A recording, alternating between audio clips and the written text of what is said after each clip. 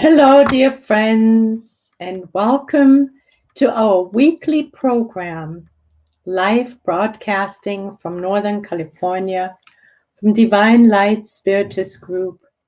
And we are on Facebook, also Facebook of Becerra Spiritual Healing Center, Divine Light Spiritist Group, and the same is also true for YouTube. So thank you for joining us tonight. We will be continuing in our study of the Spirit's teachings of the Gospel according to Spiritism by Allan Kardec.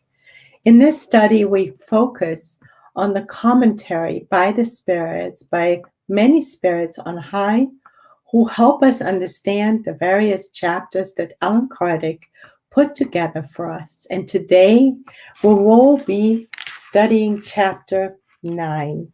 Chapter 9, you may remember, is entitled Blessed are the Meek and Peace-Loving.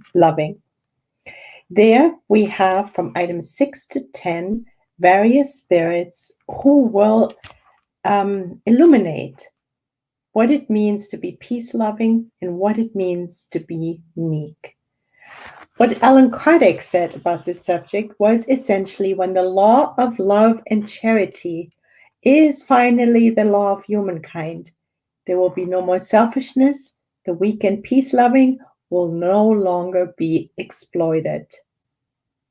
Such will be the state of the earth when, according to the law of progress and the promise of Jesus, it becomes a blessed world through the expulsion of evil individuals. So he's clearly hinting to us that it is all about the law of justice and charity. We find it as the last chapter of the Divine Laws in the Spirit's book. There we find all the divine laws illuminated, explained by questions and answers, questions that Allan Kardec asked and the answers coming back from spirits on high. And I just want to say hi to some of our friends because I'm seeing there are several people who have joined. Thank you so much. There's Tony. Thank you, dear friend. Thank you for being here. So now we're going to share the screen for the Spirit's teachings. Let's see here. Here we go. The Spirit's teachings, again, we will be studying chapter 9, items 6 through 10 tonight. So the first chapter is by Lazare. Lazare comes through on many occasions in Allan Kardec's books. And here it was in 1861 in Paris. He added a chapter to the chapter Blessed are the Meek and Peace-Loving by Allan Kardec, entitled Affability and Meekness. So here we start understanding that affability and meekness, they work together. And he says, benevolence towards one's fellow beings, the fruit of love towards one's neighbor, produces the affability and meekness that are its manifestation. So it is benevolence towards our brothers and sisters that produces affability and meekness. So when Jesus said, blessed are the meek and peace-loving, he was pointing us towards benevolence. And what is benevolence? Benevolence is part of charity. Benevolence is another word for goodwill. Benevolence towards all is the definition, part of the definition of charity that we find in the Spirit's book. They say it's benevolence towards all, indulgence towards others' imperfections, and forgiveness towards for our neighbors, for their trespasses. So benevolence is part of charity, and benevolence as a byproduct has affability and meekness, and blessed are the meek. So in other words, when we practice charity in the moral sense, the way the Spirit's defined it for us as number one ingredient, we are benevolent. At that very moment, we become more affable, more meek. And then as a result, we also will be more peace-loving. So let's see what else they say. However, one must not always trust in appearances. And now this is important. Good manners and worldly skill can lend the veneer of such qualities. How many there are whose feigned good nature is no more than an outward mask, a garment whose premeditated form covers up hidden deformities.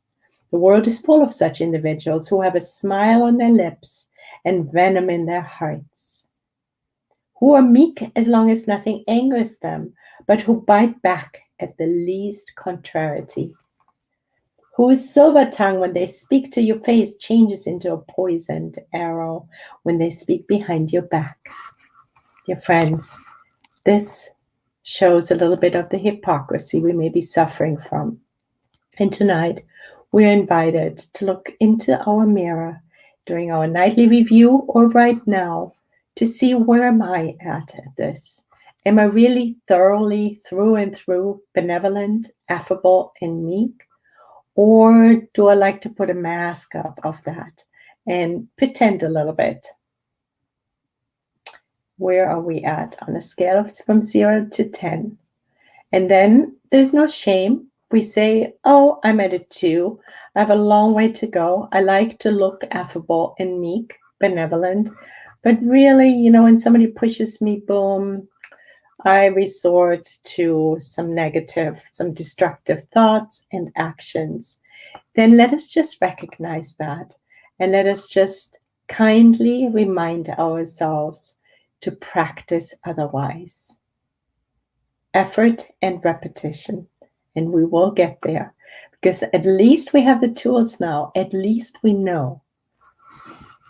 Then he continues, not daring to use their authority on strangers who would put them into their place, they want to at least be feared by those who cannot resist them.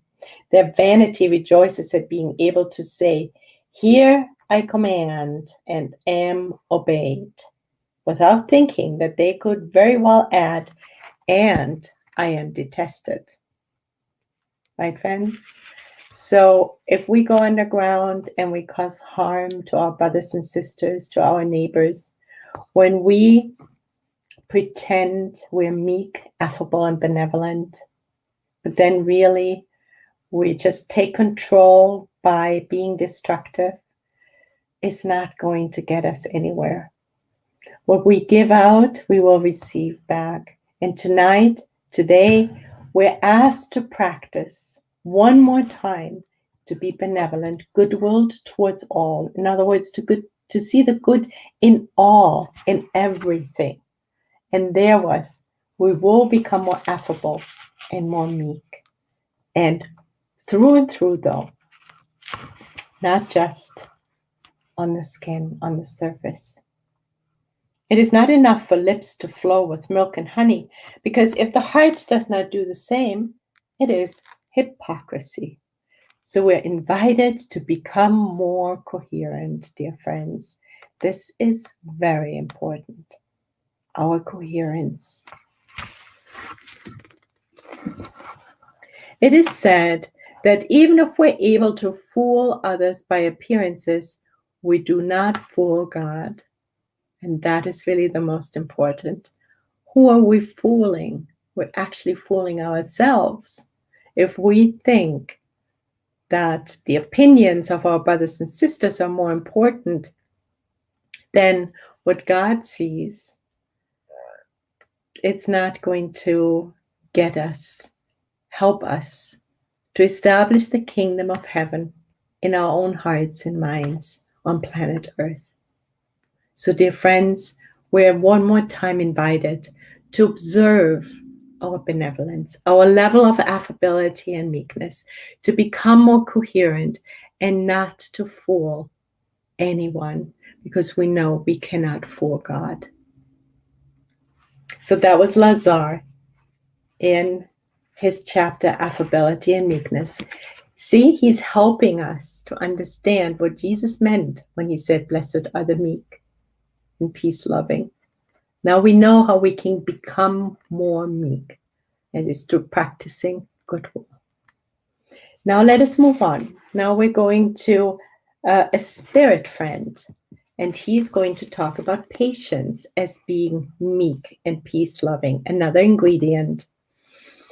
Pain, he says, is a blessing that God sends upon the elect. Therefore, do not become troubled when you suffer.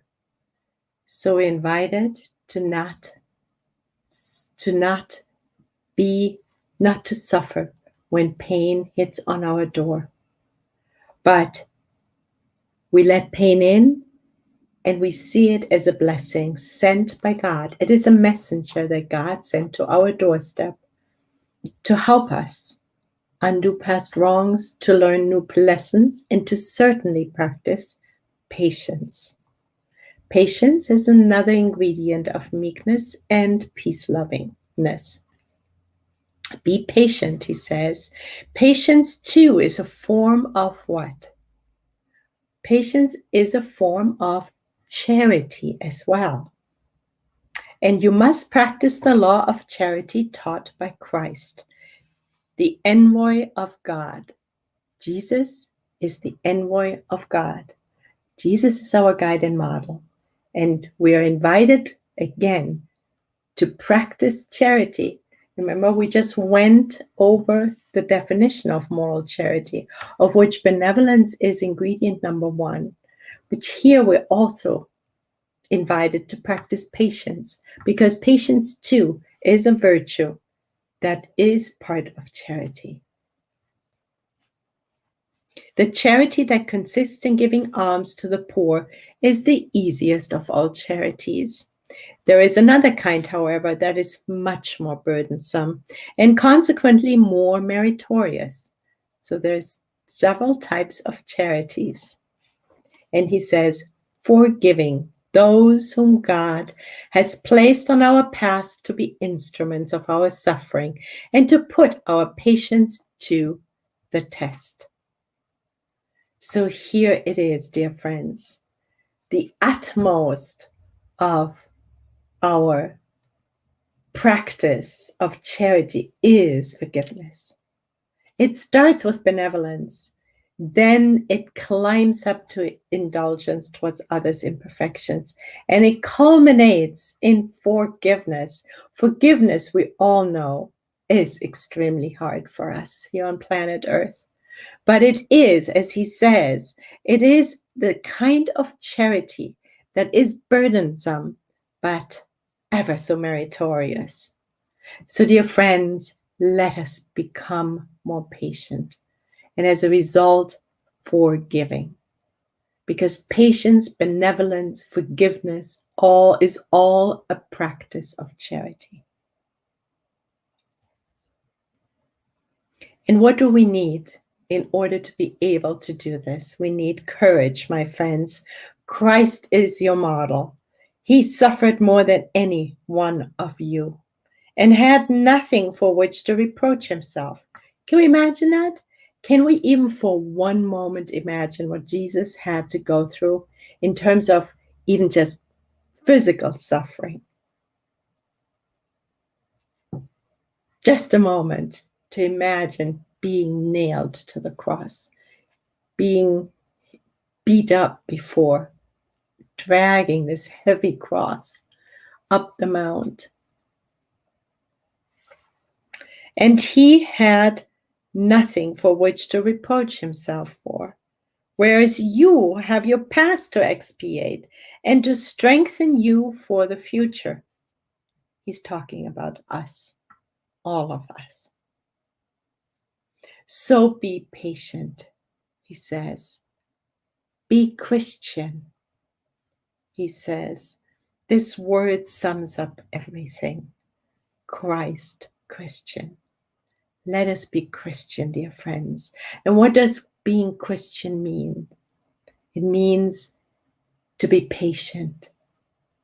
It means to be meek, affable, benevolent, and, of course, forgiving. Yes. So we're getting more and more information on how to fulfill Jesus' beatitude when he said, "Blessed are the meek and peace-loving."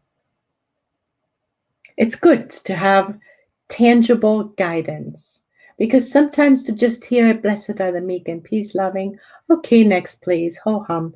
What is he? We don't even worry about what it actually means. We know it's good, and that's good enough. But here we're getting details of how we can actually incorporate and practice it in our daily lives, dear friends. And that's where the rubber meets the road. This is the transformation of planet Earth. The change has to start with us. All right, let us move on. Item 8 is again by our friend Lazar. And now here's another ingredient to be meek and peace-loving. And what we are being presented with now is obedience and resignation, two very fascinating subject matters for us.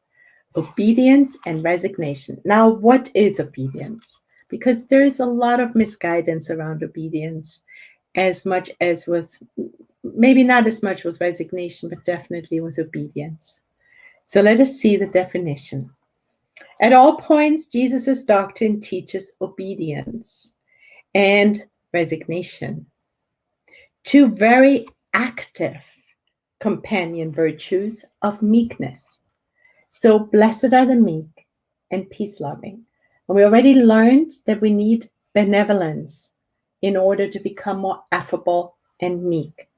Now we're learning that obedience and resignations are two very active companion virtues of meekness. So when we want to become more meek and practice meekness, we need to become more obedient and more resigned. But it's interesting that he chooses the words two very active companion virtues. So obedience is not something that's passive. Okay, sunshine, jump off the roof of a 15-story building. No, sorry, I'm not going to obey to that. Of course not, right? So it is active. So let's see how active is being defined. Because am I not being obedient if I don't follow those orders? Am I not Christian by doing this? Let us see what active actually means. Let's continue. So there are two very active companion virtues of meekness, although people erroneously confuse them with the negation of sentiment and will. So if you tell me, or if I tell you to jump off a 15-story building, well, the activity is we're not negating our sentiments and our will. I have free will. And does it make sense? Well, let's continue. Now here it is. Obedience. And now it will be clear why we don't jump off the 15th-story building with the 15th floor, from the 15th floor of a building. Because obedience is what? It is the consent of reason. There it is. I cannot consent to you telling me to jump off the building because my logic, my mind, my reason, my sentiments, and my sentiments do not agree with that. That does not make me disobedient. Because remember, he says these are two very active companion virtues that do not force me or invite me is the better word, invite me to negate sentiment and will, my sentiments and will. And that is very important because there is many of us who practice obedience with a blindness attached to it. It's like we know that blind faith is not what we are here to practice any longer on planet Earth. Why not? Because we're invited to use our reason, even when it comes to faith. And now we're learning another ingredient, another part, another piece that's vital for us. That obedience is not blind. No, it is an active companion of meekness, virtue, an active companion of virtue, which invites us not to negate sentiments and our will, but it invites us to consent with reason. What is resignation? Resignation is the consent of the heart. So once the mind is aligned, somebody tells us, study more Spiritist literature. Well, let us think about this and here, actually, yes, this makes sense. So I actively employed my sentiments and my will. I used my reason. And without going into the long list of reasons why this makes sense, yes, I follow your guidance, your orders. I will study more Spiritist literature. This is just an example we're using. And now, when we have pain knocking on our doors, we're invited to be more patient in order to become more meek, more charitable, more forgiving, also towards ourselves. And we're invited to become more resigned to situations. But it's an activity, it's an active virtue, which means we imply the consent of our heart. We run it through our mind and then it settles in our hearts. Yes, we understand when pain is knocking on our doors. We resign to it. And that does not mean we lie on the couch or in our beds and say, all right, I'm going to have pain for the rest of my life. No. Of course, we're invited to work through the pain and understand it better and heal it.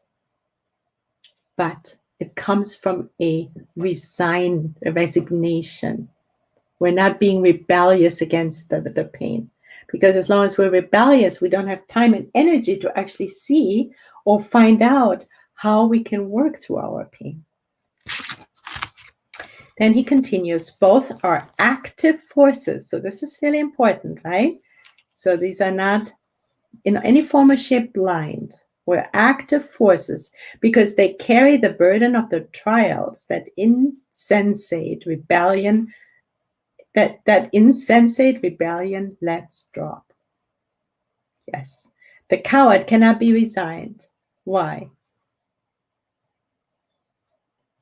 It takes courage to resign because it's much easier to protest, to fight against, to bully. It's much easier. But to be meek and to resign ourselves while we work on finding the root cause and healing the pain. For example, it could be anything else. We need to be courageous. We need to look. We need to put our Sherlock Holmes hat on. And that takes courage. And then he says, just as the proud and selfish person cannot be obedient. Why is that? Well, if I believe I know everything best, I'm proud, self-centered, full of myself, and you're telling me, Sunshine, it would be good for you to study a little more Spiritist literature. So, oh, who are you to tell me this? That is pride, right? But if I'm humble, then I can actually hear your suggestion. And then use my reason, my sentiments, and my will to execute it. Every generation is thus marked with the stamp of either virtue or vice, he says, which must either save or ruin it. The virtue of your generation is intellectual activity. Its vice is more indifference. And it's interesting. This was written in 1863, so about 160 years ago. And it's still true, isn't it? It's still true. Submit yourselves to the thrust we have come to give you, spirits. Obey the great laws of progress. Now, does our reason say yes to that? I think so. We want to obey the great law of progress. It makes sense. Which is the catchphrase of your generation. Woe to lazy spirits, those who close off their understanding. Woe to them. Where's our phone? Okay, we don't see it right now. It was ringing. So we need to submit ourselves to progress, which means we need to be working on improving ourselves, aligning ourselves with the law of progress of the universe, and not resist it. And he says, all prideful resistance will yield sooner or later, but blessed are they who are meek, for they will lend a willing ear to our teachings. And whatever the spirits are teaching us, we want to be obedient to. If we've run it, our reason has consented to it, most likely it will.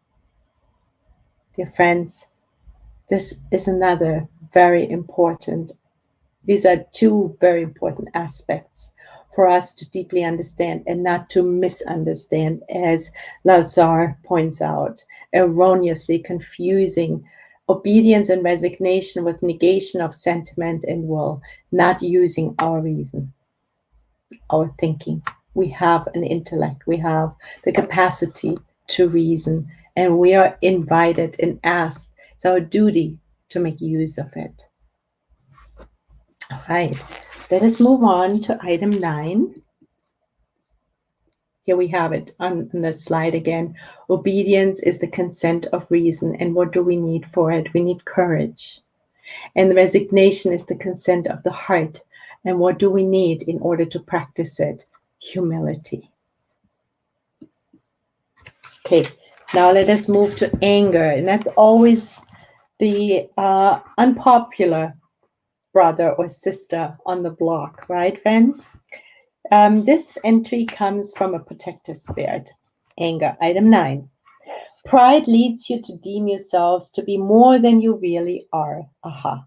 So we see pride and selfishness come in as yet another ingredient to create a vice in us. So pride leads you to deem yourself to be more than you really are. You cannot endure any comparison that might belittle you. On the contrary, pride makes you consider yourselves to be so far above your brothers and sisters, whether in spirit, social position, or personal advantage, that the least parallel irritates and hurts you. And then what happens? You give in to anger. This is what's going on, right, friends? We feel provoked, we feel challenged. People compare us with people who we think are less than us. It's all about pride. It's a needle that gets stuck into the balloon that's labeled pride. And at that moment, it goes off. It's good to understand the mechanism behind it, because then when we feel, even if we can't catch ourselves before we get angry, the moment we get angry, the pride flag goes up. Wait a minute. What is it that I feel prideful about? There's another aspect which I learned through Byron Katie, and she talks about anger as an unfulfilled need. And that is true too, because when somebody, like in this example that she talks about, you cannot endure any comparison that might belittle you. What need of yours is not met when you don't like the comparison that somebody draws between you and somebody else? It's the need to be seen. It's the need to be respected. It's the need to be loved. There's lots of needs that are behind it. These needs are often linked to pride. Why do we have those needs, right? Did Jesus have them? No, did not. Because he was an individual without pride. So pride is really, as the spirits taught us, the root cause of all evil on planet Earth is selfishness and pride. So it leads us to feel angry. Seek the origin of these outbursts of temporary insanity, he calls them, that make you resemble brutes, causing you to lose your poise and your reason. Seek, and you will find that they're almost always based on wounded pride.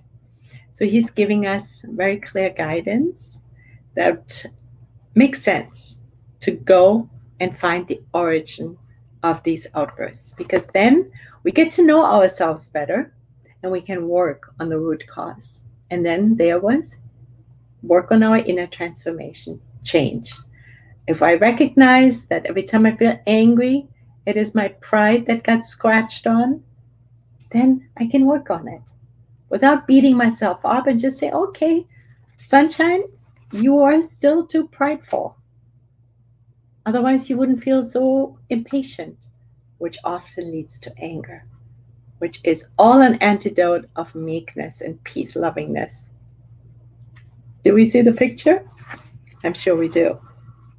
If persons would realize that anger does not solve anything, that it affects their health and compromises their life, they would see that they themselves are its primary victim. However, another consideration should especially restrain them: the thought that they make everyone around them unhappy. So these are two very important things to note. Anger gets us sick, so we're actually harming ourselves with our pride and our impatience, and it causes harm to our brothers and sisters. It's destructive, and we want to be constructive. There's either constructive mental forces or destructive ones, and out of that come words and actions, either constructive or destructive. And here we're learning we're actually causing destruction in our surrounding. If they have a heart, should they not regret making those whom they love most to suffer? What a deadly grief it would be in a hot-headed outburst they committed an act that they would deplore for the rest of their lives, and sometimes even life after lives. In sum, anger does not exclude certain qualities of the heart, but it keeps one from practicing much good and can lead to practicing much evil. It's true, isn't it? This fact should be enough to motivate efforts to control it. Spiritists are encouraged for another reason. Anger is contrary to what? What is anger contrary to? Charity. Charity and Christian humility. Why is anger contrary to charity? Because when we practice charity, we're good-willed. How can we be angry and good-willed? Seeing the good in everyone. We want to be indulgent when we practice charity. We need to be indulgent. How can we be indulgent when we're angry and prideful? We need to be humble to be charitable. We can't be humble and angry. No, we're prideful and angry. So anger is an absolute antidote alongside of pride and selfishness to charity. And Jesus asked us to be meek and peace-loving. So we're not aligned. We're not Christian. Yes. We're not humble. So dear friends, we know we have our work cut out. We have our work cut out. It's very clear, but that's what's beautiful, because then we can actually practice it. So now let us move on to item 10, which is our last item. And it was written by Hahnemann. Hahnemann. Who is Hahnemann? Hahnemann was a German. And he was the father of homeopathy, Hahnemann. So he came through and he talked on anger. Let's see what he says. According to the very wrong idea that one cannot reform one's own nature, humans think they are to be excused from putting forth the effort to correct the defects in which they deliberately delight, or which would require too much perseverance to amend. So what is he saying? Hahnemann is pointing out that there is many of us who believe we cannot reform our nature. That's just who I am. I'm just an angry person. And we hide behind that. We use our defects and hide behind it and say that is just who I am or what I do. And he says it's deliberate. Because why? Because we always have a choice. It's thought that is misaligned. It's not the truth, and we will learn why. So let us be patient. He will elucidate it further. So now let us keep in mind it's a wrong idea when we believe we cannot change ourselves. It's also against the law of progress, right? How could there be the law of progress if we didn't change all along? But we change because based on our own choice, depending on how we employ our own willpower. It is thus, for example, he says, that individuals inclined towards anger nearly always blame it on their temperament. Not taking responsibility is a general issue among us on earth, isn't it? We like to blame everyone and anything for everything. We do. And sometimes it sneaks up under our radar. And here we are pointing the finger, and 3 fingers are pointing back at us. Well, Jesus taught us not to judge. We're not here. We weren't born judges with our judge's hat on. We may be judges when we study it, and that's our profession. But in the moral sense, we're here to learn. We're students. We're not judges. So let us not blame our anger on what? On our temperament. Oh, I'm just choleric. That's why I'm angry. No. Before regarding themselves as blameworthy, they blame their faults on their body, thus accusing God for their misdeeds. Wow. We don't want to do that. This is a further consequence of the pride that may be found mixed in with all their imperfections. So he too is pointing towards pride as the root cause. So we're invited not to blame, and not to blame our temperaments on our bodies or on God. Of course, there are temperaments that lend themselves more than others to violence. Nonetheless, do not believe that the primary cause of anger is to be found there. So he's saying, yeah, there's some temperaments that are more prone to anger, but that's not the root cause of it. We can't blame that for our anger. Do not believe that the primary cause of anger is to be found there. Rather, be convinced that a peace-loving spirit, even in an ill-tempered body, will always be peace-loving. So true, isn't it, friends? It lies at the spirit level. We either have evolved through anger and are now peace-loving and meek, or we're still in the throngs of anger, hopefully improving, because now we have more tools. We're more aware of why we might be angry and how we can remedy it.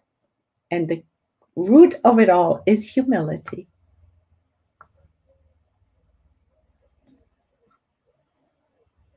Thus, the body does not cause anger in persons. Did we hear that? The body does not cause anger in persons who do not already have it. It's a soul issue.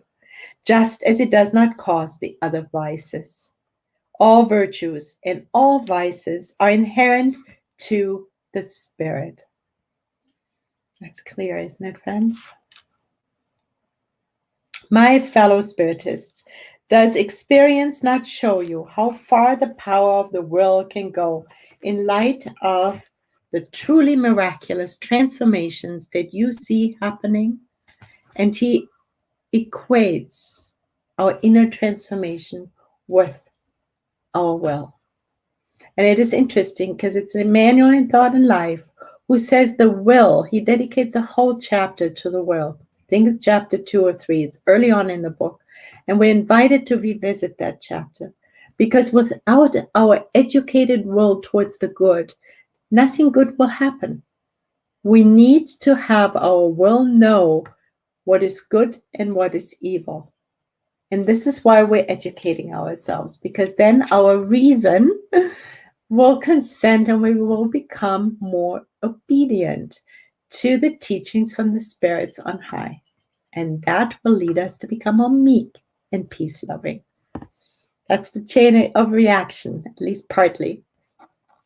So tell yourselves that humans do not remain vice-prone unless they want to remain vice-prone.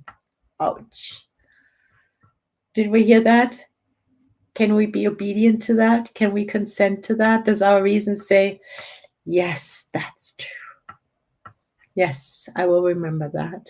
Humans do not remain vice-prone unless they want to remain vice-prone. It's always a choice. We always have a choice in everything. If we really get that, we will become more responsible. And as a result, we will transform faster. But as long as we still blame anyone for anything that's going on with us, either personally or globally, politically or medically, it doesn't matter, financially or whatever the platform might be, we cannot blame. Because we choose. We are the ones. We choose. And in this case, he's just speaking of anger, but we can use it. We can apply it to other subject matters too. Humans do not remain vice-prone unless they want. They want to remain vice-prone. It's always a choice. Those who want to correct themselves always can, he says. Otherwise, there would be no law of progress for human beings. And after all, we do have a will. The will is the CEO of all the departments of our mind. Yes, dear friends. This was a message from in Paris in 1863.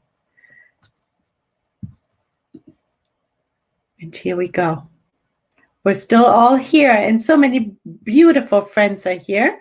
This is lovely. When we're on the other mode, we can't see anyone. So now I'm seeing there's Tony, and we said hello already, dear Tony. There's Teresa, dear friend. Thank you so much for being here.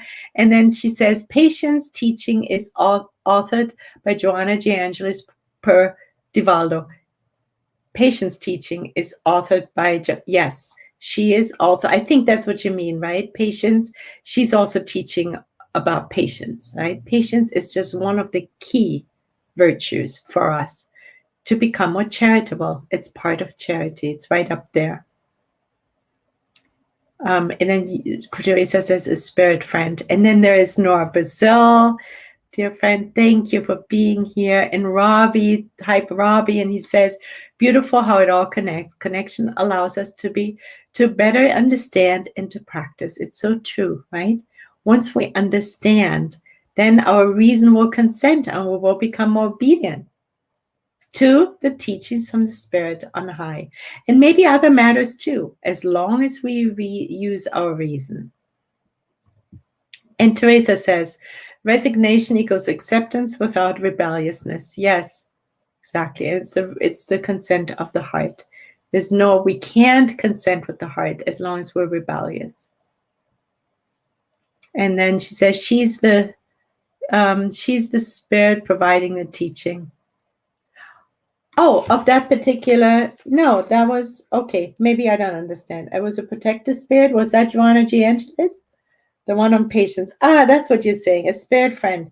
was Joanna G. Angelis. Now I'm getting it, Teresa. So for everyone, this spirit friend of the little chapter, the subchapter entitled Patience, was by Joanna G. Angelis. Thank you, Teresa, for helping us flesh that out. That is super cool. Yes. Thank you so much, dear friends. So here we are completing our study for today. Next week, we will continue with chapter 10, the Spirit's teachings of chapter 10, entitled Blessed are the Merciful, another beatitude of Jesus Christ, our guide and model. Thank you so much, dear friends. Let us thank God and the good spirits for being allowed to study and to be here. What a blessing. God bless you. And so God willing, we will see each other again next week, same time, same place. Take care. Bye.